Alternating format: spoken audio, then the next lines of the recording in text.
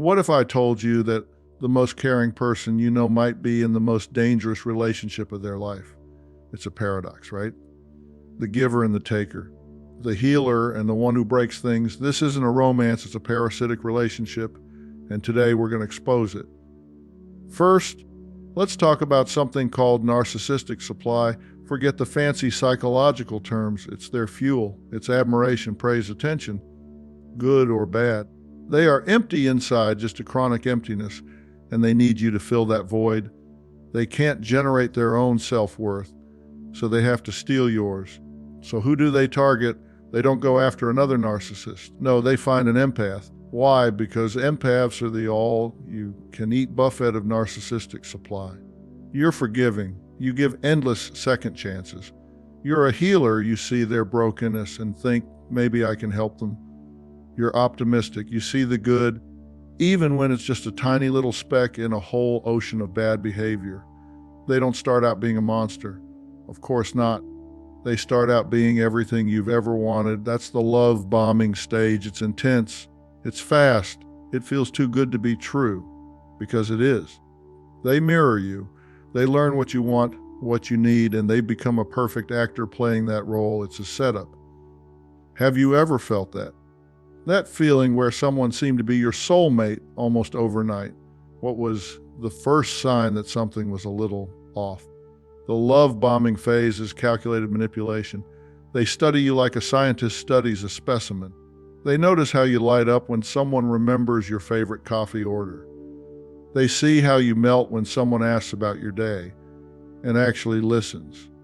They watch how you respond to compliments, to surprise gestures, to being made to feel special. And then they weaponize all of it. They become your perfect person. If you love literature, suddenly they're quoting your favorite authors. If you're passionate about cooking, they're suddenly fascinated by your recipes. If you value deep conversations, they're staying up all night talking about life, dreams, and the future. They're not being authentic, they're being strategic. The narcissist needs this connection because they're emotional vampires. They literally cannot survive without external validation. Think about it like this. Most people have an internal battery that gets charged by their own self-worth, their own accomplishments, their own inner peace. The narcissist battery is broken. It can't hold a charge on its own, so they need to be constantly plugged into someone else's energy source. That's where the empath comes in. You're not just a power source, you're a renewable energy system. You keep giving, keep caring, keep believing in their potential. And every time you do, you're feeding their supply. When you comfort them after they've had a bad day, when you encourage them to pursue their dreams, when you tell them they're special, that's all narcissistic supply. The empath thinks they're loving someone. The narcissist knows they're feeding off someone. There's a fundamental difference in how each person experiences this connection. The empath is forming an emotional bond. The narcissist is securing a resource. But here's what makes this so insidious. The empath's greatest strengths become their greatest vulnerabilities. Your compassion becomes their manipulation tool. Your forgiveness becomes their get out of jail free card. Your ability to see potential in people becomes their cover story. Your optimism becomes their shield against consequences. The narcissist has an uncanny ability to find people who will excuse their behavior. They're drawn to empaths because empaths will say things like, "He's just been hurt before," or "She doesn't mean it when she gets angry," or "I know there's good in him somewhere." The empath becomes the narcissist's personal PR team, constantly making excuses and seeing the best in them, even when they're showing you their worst. What the empath doesn't realize is that this isn't a partnership, it's a one-person show. The narcissist is the star, the director, the writer, and the producer. The empath is just a supporting character, maybe even just a prop. Your role is to make them look good, feel good, and never ever steal the spotlight. The empath believes in growth and healing and the power of love to transform people. The narcissist believes in control and manipulation, in the power of others to feed their endless need for validation. These two worldviews are fundamentally incompatible, but the empath doesn't see it yet.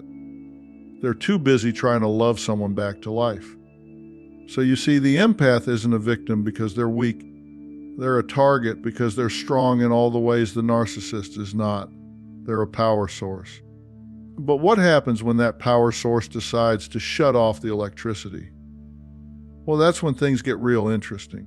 The narcissist needs the empath more than the empath needs the narcissist. But the empath doesn't know this yet. They think they're in a mutual relationship where both people are trying to make it work. They don't realize they're the only one actually trying. The narcissist isn't trying to make the relationship work.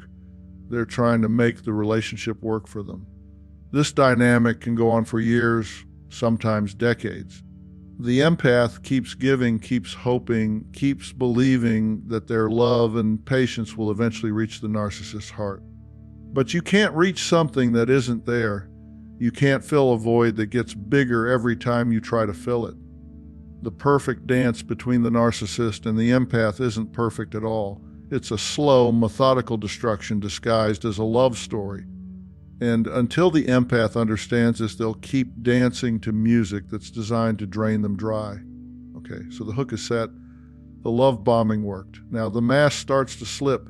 The narcissist gets comfortable, and they start to test the boundaries. And let me tell you, they don't just test him, they drive a bulldozer right through him. This is where they pull out their vicious tools. And you know what I'm talking about. Gaslighting, this is their favorite. That didn't happen. You're being too sensitive. I was just joking.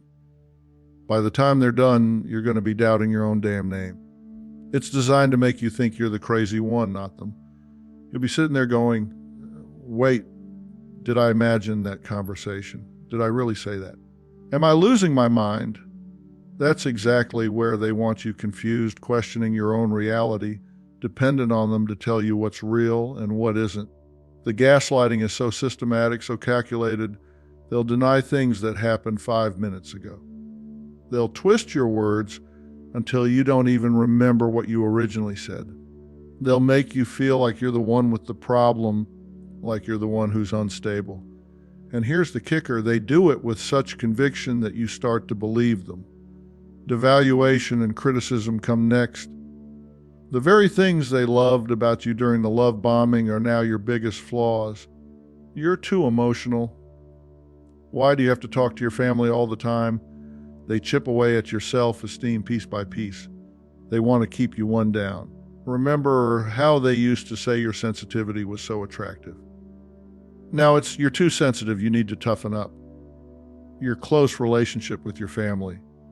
Now you're too dependent on them, you can't make decisions for yourself. This isn't accidental. This is strategic warfare on your sense of self. They're systematically dismantling every positive thing about you that might give you strength or confidence. They need you to feel small, inadequate, and grateful for their presence in your life. They need you to believe that without them, you're nothing. Then comes the silent treatment and withholding. Suddenly they go cold. They give you the silent treatment. Why? Because it's a power move. It's punishment. It makes you anxious, desperate to get back in their good graces. You start chasing them to fix something you didn't even break. You're walking around on eggshells, trying to figure out what you did wrong, apologizing for things you didn't do, just to get them to acknowledge your existence again. The silent treatment is torture. It's designed to make you feel like you're dying inside.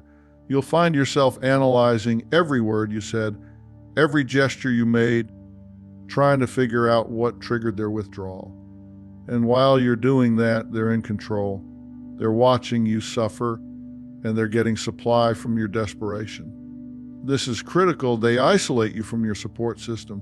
They know your support system, your friends, your family, they're a threat.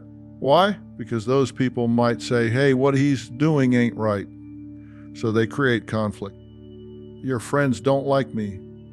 Your mother is trying to control our relationship. They plant seeds of doubt about everyone who cares about you. They'll start small.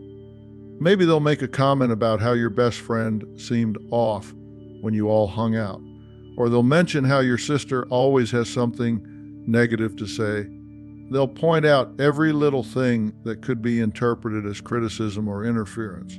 Before you know it, You're defending them to your friends and family, making excuses for their behavior, and slowly but surely, you're spending less time with the people who actually care about you.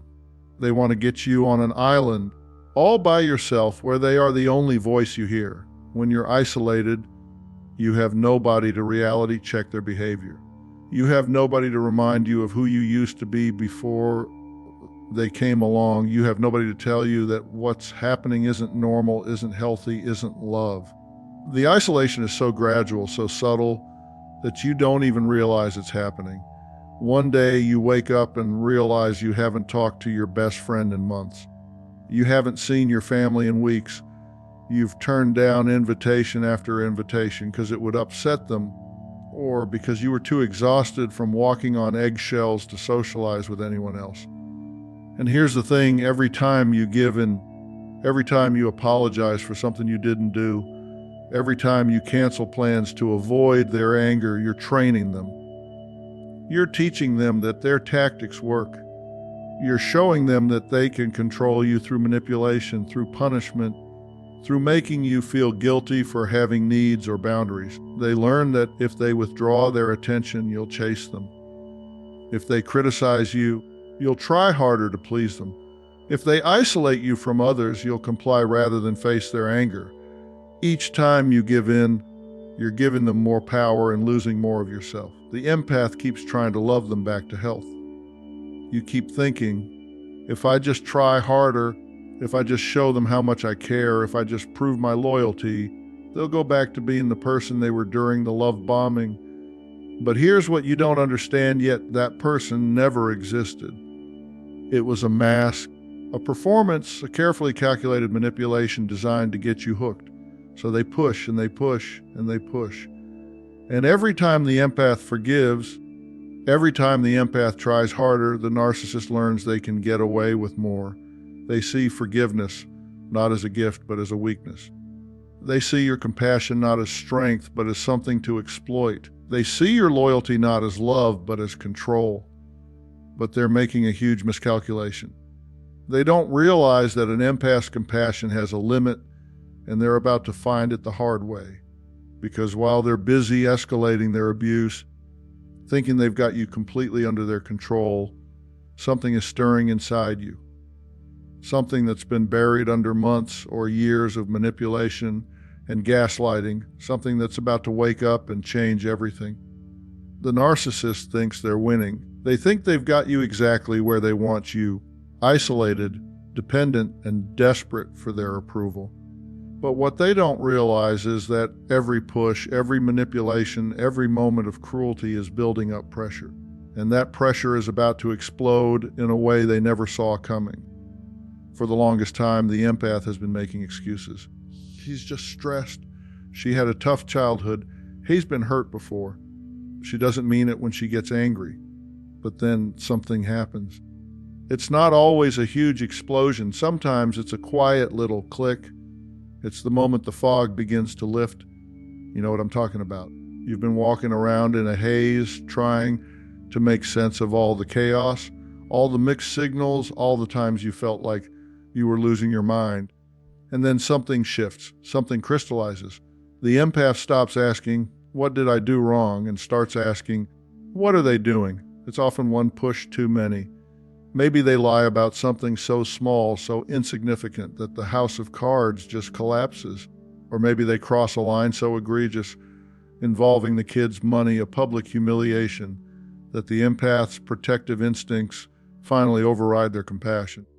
It's like that story of the frog in the boiling water. The water heats up so slowly, the frog doesn't notice it's being cooked alive. But then the narcissist turns the heat up to full blast, and the frog suddenly realizes, "Oh my God, I'm boiling! I gotta get out." The empath has been absorbing their emotions, their chaos, their dysfunction for so long that they've forgotten what normal feels like. They've been living in survival mode, walking on eggshells, constantly adjusting their behavior to avoid the next explosion. But there's always a next explosion, isn't there? Because the problem was never you. The problem was never your behavior. The problem was never your sensitivity or your needs or your boundaries. The problem was them. And suddenly you can see it. This is the turning point. The empath stops absorbing the blame and starts observing the behavior. They become a detective in their own life. They stop making excuses and start seeing patterns. They stop hoping for change and start recognizing that this is who this person is. The empath starts asking the hard questions, the questions we've talked about before. Do I feel worse about myself when I'm around this person than I did before? Do I feel trapped, isolated from other people? Am I constantly walking on eggshells? Am I always apologizing for things I didn't do? Am I always trying to prove my worth to someone who should already know it? And when the answer to those questions is yes, yes, and hell yes, the game changes. The empath realizes something profound. You can't love someone back to health. You can't fix someone who doesn't want to be fixed. You can't fill a void that gets bigger every time you try to fill it. You can't change someone who sees your compassion as weakness, your forgiveness as permission, your loyalty as something to exploit. The awakening is painful because it means accepting that all those months or years of trying, of hoping, of believing in their potential, it was all for nothing. The person they fell in love with during the love bombing phase, that person never existed. It was a mask, a performance, a carefully calculated manipulation designed to get them hooked. But here's the thing about empaths: they might be slow to anger, but they have a fierce sense of justice. And once they see the injustice clearly, once they understand that they've been systematically manipulated and exploited, something primal awakens inside them. It's not just hurt feelings, it's righteous indignation. It's the protective instinct that says, no more. This ends now. The empath starts to see the relationship for what it really is, a one-person show where they're nothing more than a supporting character, maybe even just a prop. They realize that every conversation was really about the narcissist. Every problem was really about the narcissist. Every solution had to revolve around the narcissist. There was no room for the empath's needs, feelings, or dreams, because those things threatened the narcissist's position at the center of the universe. They start to see how isolated they've become, how many friends they've lost because they were always defending the narcissist's behavior, how many family gatherings they've missed because the narcissist didn't want to go or made everyone miserable when they did, how many opportunities they've passed up because the narcissist couldn't handle their success or independence. The empath realizes that hope is no longer a strategy, it's a trap. It's the thing that kept them locked in this destructive cycle, always believing that if they just loved harder, tried harder, gave more, the narcissist would finally see their value and treat them with the respect they deserved. But narcissists don't change. They don't grow. They don't learn from their mistakes because they don't believe they make mistakes. They don't develop empathy because they don't believe they need it. They don't become better people because they don't believe they need to be better. They believe everyone else needs to be better at serving them. The awakening is the moment the empath stops living in fantasy and starts living in reality. And reality is this: the narcissist is never going to be the person you need them to be. They're never going to love you the way you love them. They're never going to see you as an equal, as a partner, as someone worthy of respect and consideration. Once the empath sees this clearly, once they accept this painful truth, they face a choice. They can go back to sleep, go back to making excuses, go back to hoping and trying and giving pieces of themselves away. Or they can do something much more powerful. They can stop playing the narcissist's game entirely. They can refuse to be the supporting character in someone else's twisted drama. They can reclaim their power, their voice, their life. They can choose themselves for once. And when an empath finally chooses themselves, when they stop being a renewable energy source and start being a person with boundaries and self-respect, the narcissist is left with only one option: find someone else to exploit. But first, they're going to try everything in their power to get their supply back. Because a narcissist without supply is like a vampire without blood. They start to shrivel up and die. And they know it. The empath realizes that you ain't going to change these people. They realize that hope is no longer a strategy, it's a trap. So what do? They don't fight back on the narcissist's terms. No, they do something much, much more powerful. All right, so the empath is awake. They see the matrix. But they know arguing is useless. Why? Because a narcissist will gaslight you, twist your words, and they are relentless. You can't win an argument with someone who doesn't live in reality. So you have to change the game entirely. I want you to learn this term, gray rock. What's the most boring thing you can think of? A gray rock. It's uninteresting. It doesn't react. It just sits there. That's what you become. You stop giving them fuel. The gray rock method is simple in theory, but revolutionary in practice.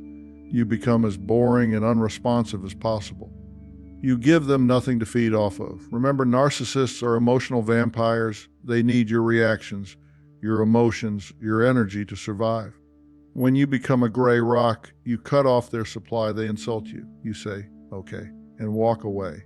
They brag about something. You say, that's nice, with zero emotion. You give one-word answers. You make yourself as boring and unresponsive as a gray rock. A narcissist gets no supply from a rock. They get bored. They get frustrated. But here's what you need to understand. This isn't about being passive or weak. This is strategic warfare. You're not engaging because you've finally figured out the game. You're not trying to win their approval anymore. You're not trying to make them understand. You're protecting yourself by refusing to play their game. The beauty of gray rock is that it starves them of what they need most, your emotional reaction. When you don't react to their provocations, when you don't defend yourself against their accusations, when you don't try to explain or justify, you're essentially telling them, I'm not playing this game anymore. They might escalate at first. They might get louder, more aggressive, more manipulative. This is what we call an extinction burst, when a behavior gets worse before it gets better because they're desperately trying to get the response they're used to getting. But if you hold firm, if you stay gray, they eventually get bored and move on. Now, here's the thing about gray rock. It's not always enough. Sometimes you need to take it to the next level. Sometimes the only real way to win is not to play at all. That means no contact. And I mean zero contact.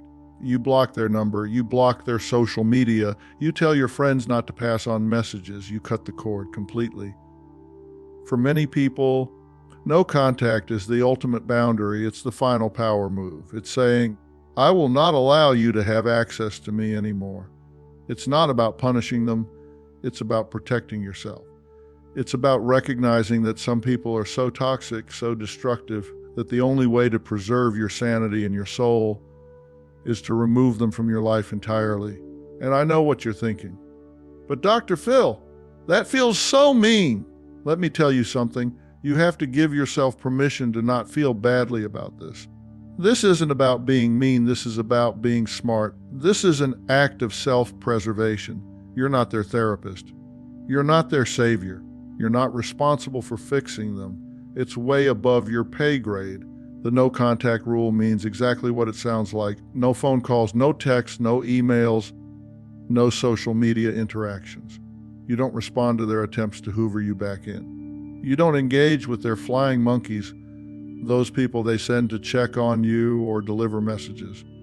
You create a complete barrier between you and their toxicity. Now, I'm going to be real with you. Going no contact with a narcissist is not easy. They don't just accept it and move on. They escalate. They rage. They might stalk you. They might try to turn people against you. They might show up at your work or your home. This is because no contact threatens their very existence. You're not just leaving them, you're cutting off their supply. But here's what you need to remember. Their reaction proves you made the right choice. If they were healthy, normal people, they would respect your boundaries. They would accept your decision to distance yourself. The fact that they can't, the fact that they escalate and pursue and manipulate, proves exactly why you needed to get away from them in the first place. The narcissist will try everything to break your no contact. They'll send accidental texts. They'll have emergencies that only you can help with. They'll promise they've changed. They're getting therapy. They're different now. They'll try to make you feel guilty for abandoning them. They'll remind you of the good times. They'll threaten to hurt themselves. They'll do whatever it takes to get you to respond, to break your resolve, to let them back in. But if you understand what's happening, if you recognize these tactics for what they are, manipulation designed to regain control, you can resist. You can hold firm. You can stay strong. Gray rock and no contact aren't just techniques. They're declarations of independence. They're you saying, I matter. My peace matters. My sanity matters more than your need for supply. They're you choosing yourself for the first time in possibly years. So the empath has gone from being an endless source of fuel to a cold, boring rock. They've shut off the supply. And the narcissist, who has built their entire sense of self on this supply, what happens to them? Well, they don't just get sad, they implode. And that implosion, that's the hard fall we're here to talk about. The gray rock method and no contact are your weapons of choice when dealing with a narcissist. They're not about revenge, they're about survival. They're about reclaiming your power and your peace. And when you finally implement them, when you finally stop feeding the beast, you'll discover something amazing. The trash really does take itself out. We've reached the main event. The empath has left, the supply is gone. The narcissist is standing there with a disconnected fuel hose, and their engine is sputtering. What you are about to witness is something we call narcissistic injury. This isn't just getting your feelings hurt. This is a profound, deep wound to their fragile ego. It's a threat to their very identity. Remember, these people have a false sense of superiority to cover up real feelings of inferiority. The empath leaving proves that they are not superior. It proves they are disposable, and they cannot handle that. Their first reaction is almost always rage.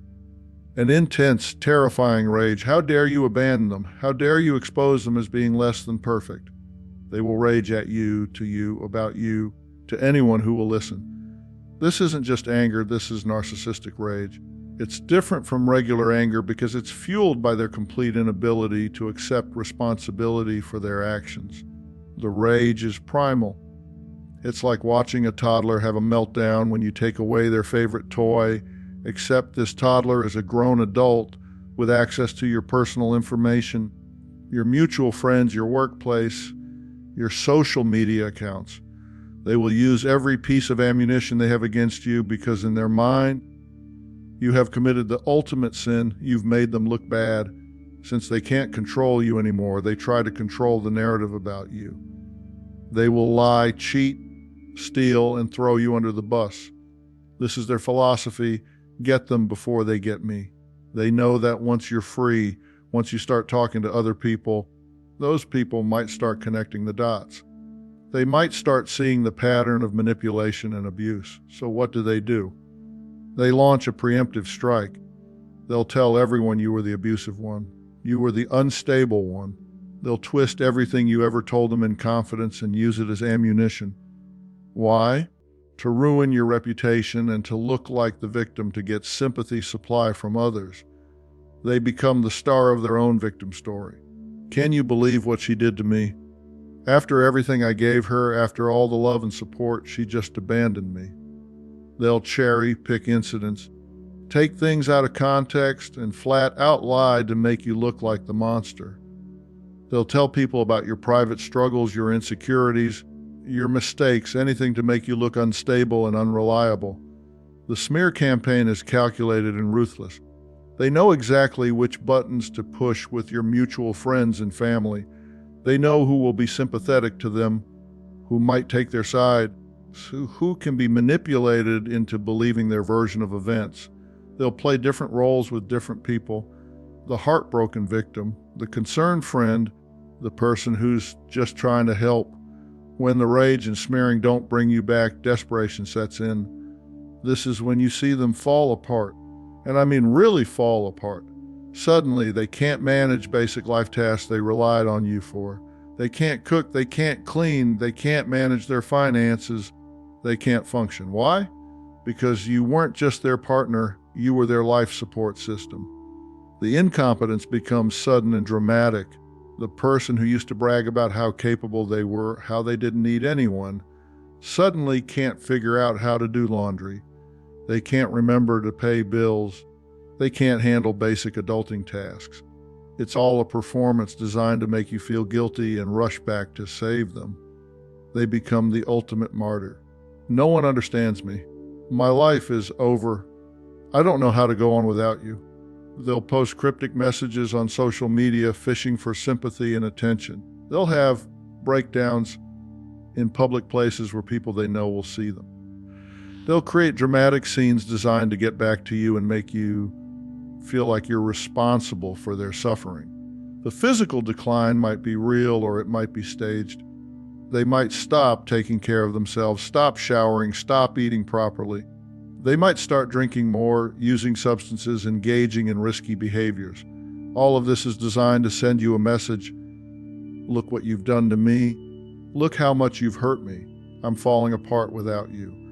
But here's what you need to understand about this collapse. It's not genuine remorse. They don't feel it. They're not sorry for what they did to you. They're sorry they got caught. They're sorry they lost their supply. They're sorry their comfortable life got disrupted. But they're not sorry for the years of manipulation, gaslighting, and emotional abuse they put you through. This is the hard fall. It's a pathetic, desperate, chaotic mess. But don't be fooled. It's not genuine remorse. It's not a breakthrough moment where they suddenly realize what they've done. It's not the beginning of real change. It's a calculated manipulation to get their drug back. They're not falling apart because they love you. They're falling apart because they need you. They're like a vampire that's been cut off from their blood supply. They start to shrivel up and die without it. And just like a vampire, they'll do whatever it takes to get that supply back. They'll promise to change. They'll threaten to hurt themselves. They'll create emergencies. They'll use other people to get messages to you. But when this doesn't work, when you don't come running back to rescue them from the mess they've created, they move on to their final, most predictable tactic.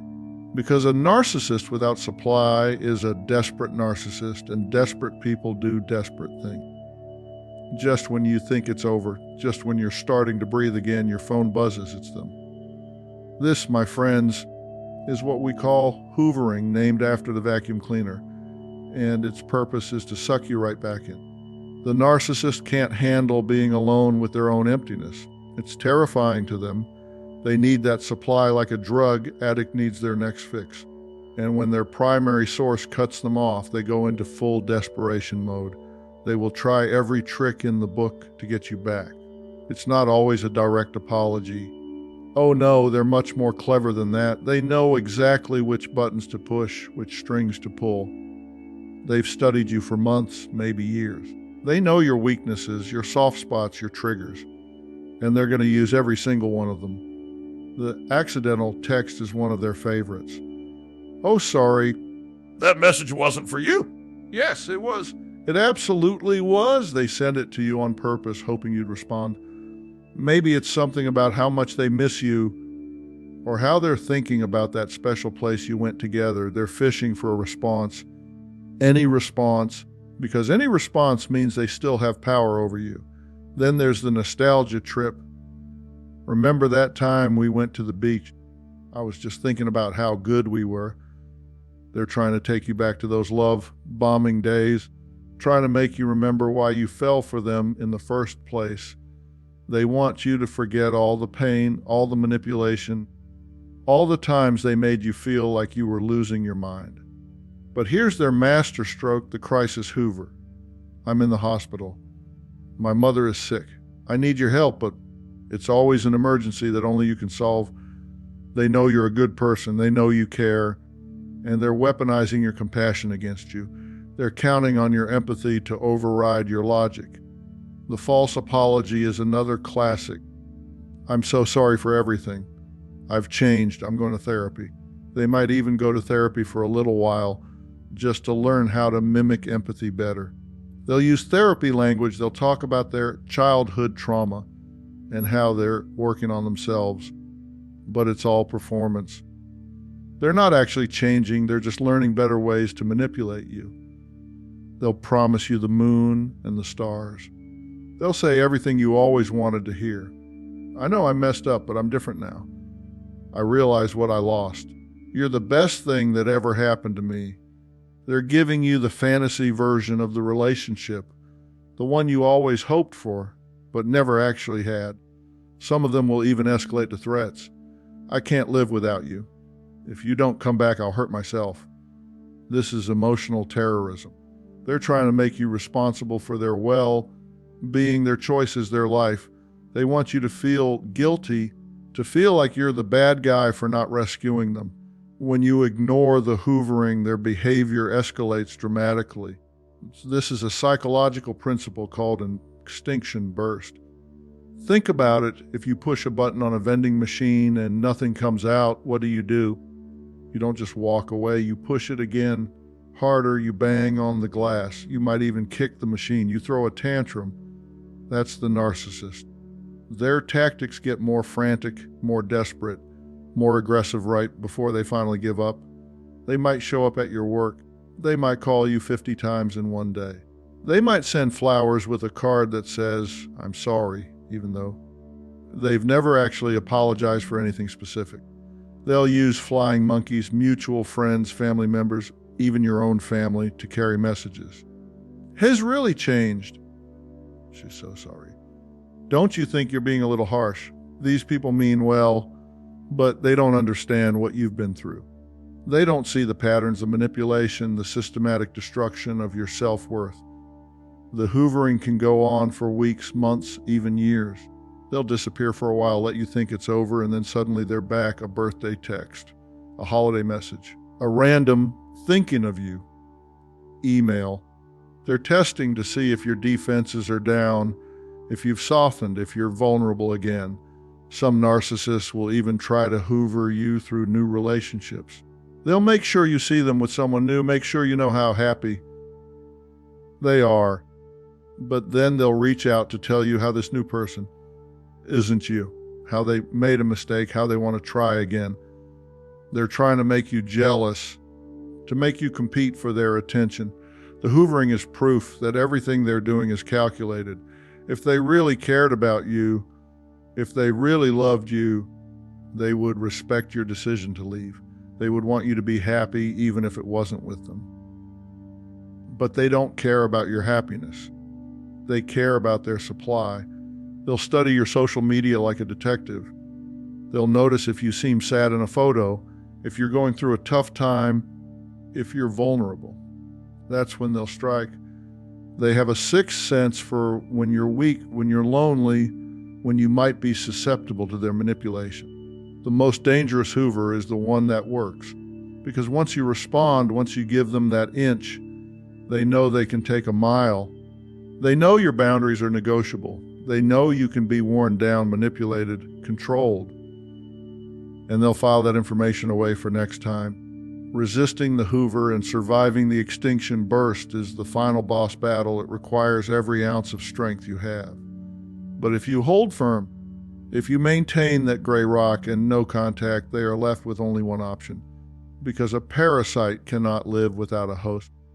And when they realize you're not coming back, when they finally accept that their supply is permanently cut off, they have to go find someone else to feed on. The show must go on, but it's going to be with a different supporting cast. The hoover is their last desperate attempt to maintain control. But when you don't respond, when you don't take the bait, you're sending them a clear message the game is over and you're not playing anymore. We're at the end of this painful cycle. And this ending has two very different outcomes for our two characters. One is an ending of freedom and healing. The other is just a repeat. For the empath, this is where the real work begins. You've cut off the supply. You've maintained no contact. You've survived the rage, the smear campaign, the hoover attempts. Now comes the hardest part, healing from the damage that's been done to your sense of self. You have to strengthen your relationship with yourself. You have to become your own best friend. You've spent months, maybe years, doubting your own reality, walking on eggshells, constantly trying to prove your worth to someone who was never going to see it. You've been gaslit to the point where you don't even trust your own perceptions anymore. The first step is remembering who you were before this person came into your life. You were whole. You were complete. You had dreams, opinions, friends, family, interests. You had a voice. You knew what you liked and what you didn't like. You had boundaries. You had self-respect. That person is still there, buried under all the manipulation and abuse, but they're still there. You need to learn why you were susceptible in the first place. And I'm not blaming you, let me be clear about that. You were targeted because you had beautiful qualities, compassion, forgiveness, optimism, the ability to see potential in people. These aren't flaws, these are strengths, but they became vulnerabilities when you encountered someone who weaponized them against you. Maybe you grew up in a household where your needs didn't matter. Maybe you learned early on that love was conditional, that you had to earn it through service and sacrifice. Maybe you learned that conflict was dangerous, that keeping the peace was more important than standing up for yourself. These patterns made you the perfect target for a narcissist. But here's the thing, recognizing these patterns gives you power. You can't change what happened to you in the past, but you can change how you respond to it moving forward. You can learn to set boundaries. You can learn that no is a complete sentence. You can learn that your peace is more important than their drama. Setting boundaries for the future means learning to trust your instincts again. That gut feeling you get when something doesn't feel right, that's your internal warning system. The narcissist spent months or years training you to ignore it, to second guess yourself, to give people the benefit of the doubt, even when they showed you who they were. You learn to pay attention to how people make you feel. If someone consistently makes you feel small, confused, anxious, or like you're walking on eggshells, that's information. You don't need to have a long conversation about it. You don't need to give them multiple chances to do better. You can simply create distance and protect yourself. You don't just recover from this experience, you evolve, you become an empath with armor. You keep your compassion, but you learn to extend it wisely. You keep your ability to see potential in people, but you learn to see reality too. You keep your forgiving heart, but you learn the difference between forgiveness and enabling. The most beautiful thing about this healing process is the peace that comes with it. And then one day, you wake up and you realize it's quiet. The chaos is gone. The anxiety is gone. The constant second guessing is gone. You're not walking on eggshells anymore. You're not constantly trying to manage someone else's emotions. You're not responsible for anyone's happiness but your own. It's like the trash took itself out. And that peace, that beautiful, quiet peace, is worth more than anything. It's worth more than the fake highs of the love bombing phase. It's worth more than the fantasy of who they could have been. It's worth more than the sunk cost of all the time and energy you invested in trying to fix them. You realize that you don't miss them. You miss the person you thought they were during the love bombing phase, but that person never existed. What you actually miss is the feeling of being seen, valued, and cherished. But you can give that to yourself now. You can see your own worth. You can value your own opinions. You can cherish your own dreams. And the narcissist, they can't be alone with their own emptiness. It's terrifying to them. So what do? They find a new target. They find a new source of supply. They take the same script, the same love bombing routine, and they start a new show with a new actor. They don't learn. They don't grow. They don't reflect on what went wrong in your relationship and think about how they could do better. They don't miss you specifically, they miss having a reliable source of supply. They don't sit around thinking about your unique qualities and regretting that they lost you. They think about how they can replace what you provided. The new target gets the same treatment, the same intense love bombing, the same promises. The same mirror routine where the narcissist becomes everything they think the new person wants. And the new person thinks they're special. They think they're different. They think they're the one who finally reached the narcissist's heart. But it's the same show, it's the same manipulation. It's the same cycle of idealization, devaluation, and discard.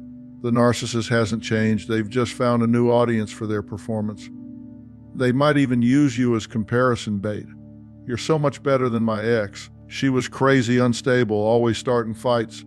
They're triangulating. making the new person feel special while simultaneously setting up the same dynamic they had with you. The new person will work twice as hard to prove they're not like the crazy ex, not knowing that you went through the exact same thing. The narcissist will probably Hoover you while they're with the new person too. They'll want to keep you on the back burner, just in case the new supply doesn't work out. They'll send you those accidental texts, those thinking of you messages, those crisis calls. They want to make sure you're still available if they need you. But you're not available anymore. You're not a supply source anymore. You're a person with boundaries, with self-respect, with the knowledge of what healthy relationships look like. You're not going back to being a supporting character in someone else's twisted drama. So why do they fall so hard? Because the empath wasn't just a partner, they were a life support system. And when you pull that plug, they are left with the one thing they cannot stand themselves. Their fall isn't a sign of their love for you, it's a sign of their desperate, all-consuming need for what you provided. The narcissist collapse, their rage, their desperate attempts to get you back, none of it was about love. It was about supply. It was about losing their primary source of validation, admiration, and emotional energy. It was about being forced to face their own emptiness without someone there to fill it. And that's exactly why you had to leave, because you are not responsible for filling someone else's void. You are not a life support system. You are not a renewable energy source. You are a person with your own needs, your own dreams, your own right to peace and happiness. The narcissist will find someone else to exploit. The cycle will continue, but you're free now. You're out of the game. You're living your own life by your own rules, with your own boundaries firmly in place. And that freedom is the most beautiful revenge of all.